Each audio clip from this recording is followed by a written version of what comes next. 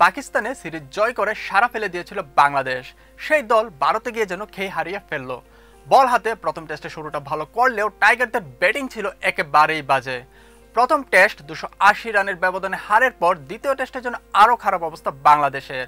বৃষ্টি আর বৈরী আবহাওয়ার কারণে 5 দিনের টেস্টের মাত্র 2.5 দিন খেলা হয়, আর তাতেই হারের স্বাদ পায় বাংলাদেশ। 2.5 দিনে 173.2 ওভার খেলা হলেও হার এড়াতে ব্যর্থ মুশফিক শান্ত সাকিবরা। ব্যাটারদের ব্যর্থতার সাথে কাঠগড়ায় টাইগারদের প্রধান কোচ চন্ডিকা হাথুরুসিংহ সিংহ। চলুন দেখে নেওয়া যাক কেমন ছিল কানপুর টেস্টে টাইগারদের খেলা। দ্বিতীয় টেস্টে টসে হেরে আগে ব্যাটিং পায় বাংলাদেশ।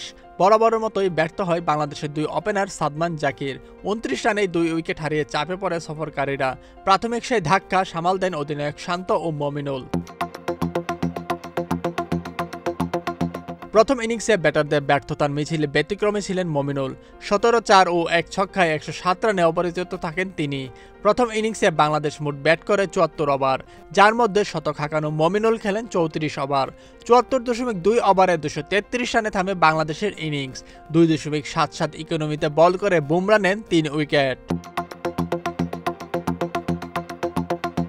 বৃষ্টি ও বাজে আবহাওয়ার কারণে ভারত যখন প্রথম ইনিংস শুরু করে ততক্ষণে চলে কানপুর টেস্টের চতুর্থ দিন।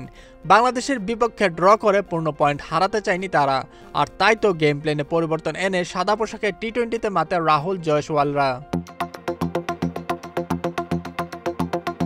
মাত্র 34.4 ওভার ব্যাট করে 8.2 রান রেটে 9 উইকেটে 285 রানে ইনিংস ঘোষণা করে স্বাগতিক ভারত।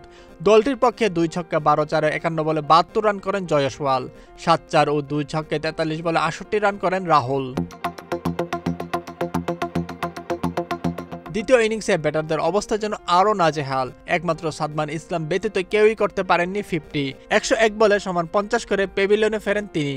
47 ওভার 146 রানেই গুটিয়ে যায় বাংলাদেশ।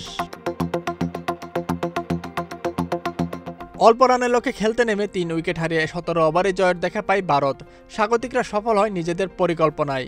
172.8 ওভারের ম্যাচে 121 ওভার ব্যাট করেও ভারতের ভিন্ন পরিকল্পনার কাছে হারতে হয় বাংলাদেশকে। এদিকে এমন পরাজয়ের পর প্রশ্ন উঠেছে হাথুরুর ভূমিকা নিয়েও। 2 দিন বৃষ্টিতে ব্যস্ত যাওয়া ম্যাচ অন্তত ড্র করার সুযোগ ছিল বাংলাদেশের সামনে। এই টেস্টে কোচের পরিকল্পনা কি ছিল সেটি নিয়েও প্রশ্ন তুলছেন অনেকে। রাকিবুল হক, স্পোর্টসমেল 24।